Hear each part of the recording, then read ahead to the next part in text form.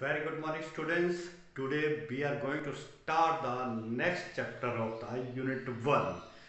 Unit 1 का chapter number 2 हम discuss करेंगे। चैप्टर नंबर 1 में हमने देखा कि कैसे फिजिकल वर्ड्स में हम फिजिक्स के बारे में क्या लगते हैं उनके रिलेशंस को देख रहे थे। ठीक है, कि कैसे कैसे फिजिक्स जो है बाकी की ब्रांचेस को भी काफ़ी ज़्यादा एनहेंस कर रहा है। उसी तरह से हमने फंडामेंटल फोर्सेस के बारे में पढ़ा कि हमारे नेचर में कितनी तरह की फंडामेंटल फोर्सेस होती हैं। ठीक है, तो after discussing all this now we are proceeding to the next chapter. So the next chapter is the units and measurement. किसके अबाउट है हमारा नेक्स्ट चैप्टर? यूनिट्स और मेजरमेंट। सबसे पहले भाई हमारे पास टॉपिक आता है कि need of the measurement. Why we need of the measurement, हमें मेजरमेंट की जरूरत ही क्यों पड़ी? ठीक है, बिना मेजरमेंट के हमारा काम नहीं चलता है, नहीं ऐसा हो ही नहीं सकता है। ठीक है, क्यों? क्योंकि इसका एक बेस्ट एग्जांपल मान लेते हैं। अगर हम मान लो मेरे पास क्या है, हम दो पर्सन हैं, एक है काफी ज्यादा हाइट का और एक है छोटा। ठीक है, एक स्टोरी की फॉर्म में इसको सुनते हैं। मान लो छोटे से पर्सन को कहीं पे खजाना मिल गया। ठीक है, तो क्या हुआ, उसने खजाने को एक जगह पे छुपा दिया। उसने अपने कदमों से मेजरमेंट की और उसने बोला कि एक पेड़ के साथ, मान लो यहाँ पे एक पेड़ है। ठीक है, इसने बोला कि इस पेड़ से 10 कदम की दूरी पर जाओ। ठीक है, 10 फुट की डिस्टेंस पर जाओ, वहां पे मैंने खजाना छिपा के रखा हुआ है। तो व्हाट विल हैपन हियर?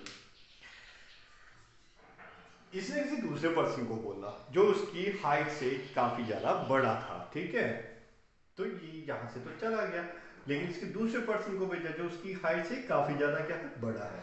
तो इसने इसको क्या बोला था कि भाई 10 कदम चल के, पेड़ से 10 कदम चलो और आपको वहां पे खजाना मिले। लेकिन जब इसने 10 कदम चले तो इसके 10 कदम तो यहाँ पे हो रहे थे, कहीं पे जा सके। ठीक है, तो यहाँ पे इसने खुदाई की तो यहाँ पे तो कुछ भी नहीं मिला। तो यहाँ पे एक्चुअल में जो मेन हमारा पॉइंट है वो क्या है? That is the measurement. भाई जो छोटा सा पर्सन था उसके 10 फुट जो थे वो कम मेजरमेंट कर रहे थे, जो बड़ा पर्सन था उसकी जो 10 फुट थे वो ज्यादा मेजरमेंट कर रहे थे। ठीक है, तो यहाँ पे एक नई तरह की मेजरमेंट की जरूरत की पड़ी जो एक स्टैंडर्डाइज हो, ताकि हर एक जो है उसको अडॉप्ट करे और एग्जैक्ट वैल्यू बता सके। ठीक है, आजकल की हमारी इंडस्ट्रीज बड़ी ही स्पेसिफिक हो गई है। ठीक है, मान लो अगर आपका एक कोई कार मैन्युफैक्चर ही है, कार मैन्युफैक्चर में हर एक जो है पार्ट जो है वो एक ही कंपनी नहीं बनाती है, वो अलग अलग तरह की कंपनीज बनाती है। ठीक है, तो हम उस कंपनी को एक ऑर्डर देते हैं कि जैसे कि हमें एक नेट बोल्ट ही चाहिए, तो नेट बोल्ट का साइज कितना होगा, तो वो साइज एग्जैक्ट होना चाहिए। जैसे मान लो यहाँ पे इंडिया में कोई कार मैन्युफैक्चरिंग हो रहा है। ठीक है, इंडिया से बाहर चले जाओ, मैंने को नेट बोल्ट की ऑर्डर दिया, तो बाहर की कंट्रीज का पैरामीटर अलग होते हैं, हमारे अलग होते थे पहले। ठीक है, तो इसके अकॉर्डिंग से अगर वो नेट बोल्ट बना भी देता तो अब हमारी कार में तो फिट ही नहीं होना था। बात समझ आ रही है? इसीलिए हमें एक पर्टिकुलर स्टैंडर्डाइज मेजरमेंट की जरूरत पड़ी।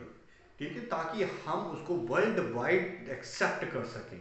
अगर मैं यहाँ पे बोलता हूँ 10 सेंटीमीटर तो वो इजिली अंडरस्टैंड कर जाए कि भाई 10 सेंटीमीटर कितना होता है। ठीक है, अदरवाइज मैं अपने हैंड से बताता हूँ कि भाई नीचे कोई ऑब्जेक्ट की लेंथ होनी चाहिए, तो भाई हर एक इंडिविजुअल की जो आर्म्स हैं उनकी लेंथ एक जैसी नहीं रहती है। मेरी आर्म की लेंथ कुछ लेंथ ही है, किसी और की आर्म की लेंथ थोड़ी छोटी होगी और मेरे से भी बड़ी होगी। तो इन तरह की मेजरमेंट को हम क्यों यूज करते हैं? ताकि हमारे पास एग्जैक्ट वैल्यू हो। ठीक है, तो इसलिए हमें किसी भी चीज को मेजर करने के लिए इनकी जरूरत पड़ी।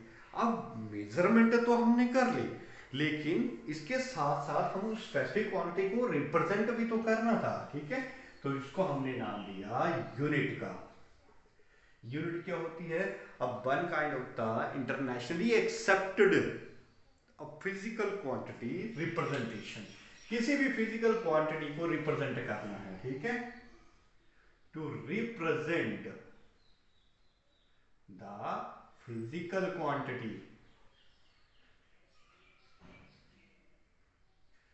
किसी भी फिजिकल क्वांटिटी को अगर मुझे रिप्रेजेंट करना है तो मुझे उसकी यूनिट्स की जरूरत पड़ती है। ठीक है, क्योंकि मैं ऐसे ही बिना यूनिट्स की उन चीजों को नहीं बता पाएगा।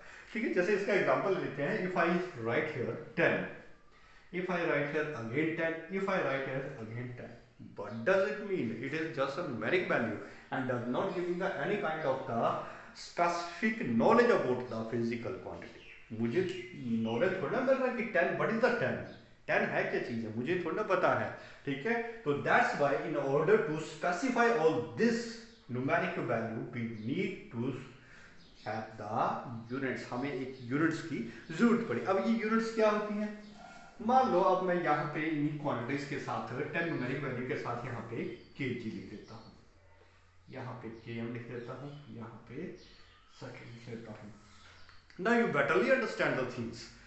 What will happen here? 10 kg, जब मैंने केजी किलोग्राम लगा दिया तो मुझे पता चल गया कि भाई I am talking about the mass. किसके अबाउट हम बात कर रहे हैं, मास के अबाउट, यानी कि किसी चीज का वेट कितना है, कितना क्वांटिटी हमें वो चाहिए, ठीक है। दूसरा, जब मैंने लिखा 10 किलोमीटर, ठीक है, तो किलोमीटर मुझे रिप्रेजेंट करवा रहा है लेंथ के बारे में, कितना मुझे डिस्टेंस ट्रेवल किया है, कितना लेंथ है उसकी डिस्टेंस की, ठीक है, तो उसके बारे में ये नॉलेज दे रहा है।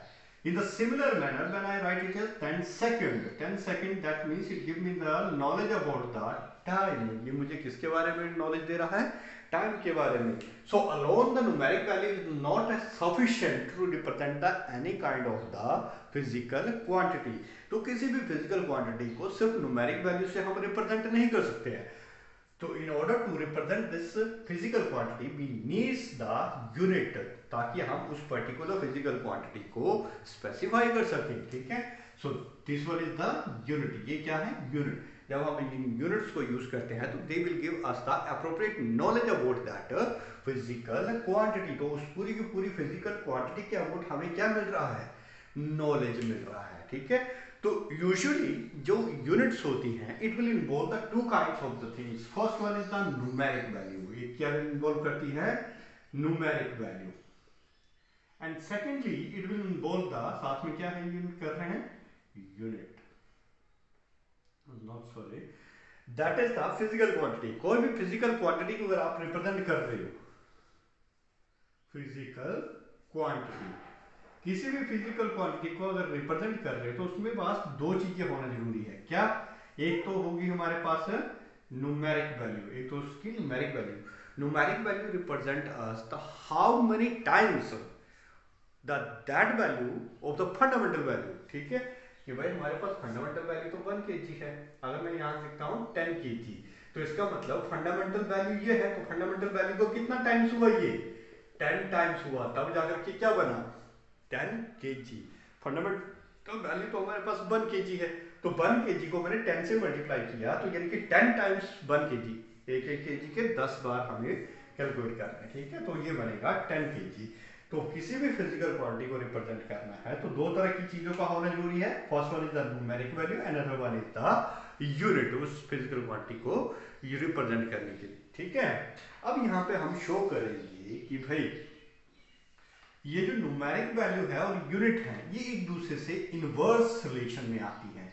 इनवर्स रिलेशन का मतलब क्या हुआ, इन केस अगर हम क्या करते हैं, न्यूमेरिक वैल्यू को इंक्रीज करते हैं तो इसका मतलब क्या होगा, यूनिट छोटी होती चली जाएगी, ठीक है। So for that we will consider a unit, एक फिजिकल क्वांटिटी हम कंसीडर करते हैं। मान लो वो फिजिकल क्वांटिटी को मैंने x से रिप्रेजेंट कर दिया, ठीक है। तो अभी हमने लिखा कि किसी की फिजिकल क्वांटिटी को रिप्रेजेंट करने के लिए दो तरह की चीजें होनी जरूरी है। First one is the numeric value, that is the n1, numbers हो गया कोई भी 1 2 3 4 5, ठीक है। दूसरा क्या होना जरूरी है, यूनिट उसकी, दैट इज उसको मैंने रिप्रेजेंट कर दिया u1 से, ठीक है। Both are the changeable, give that equation number 1।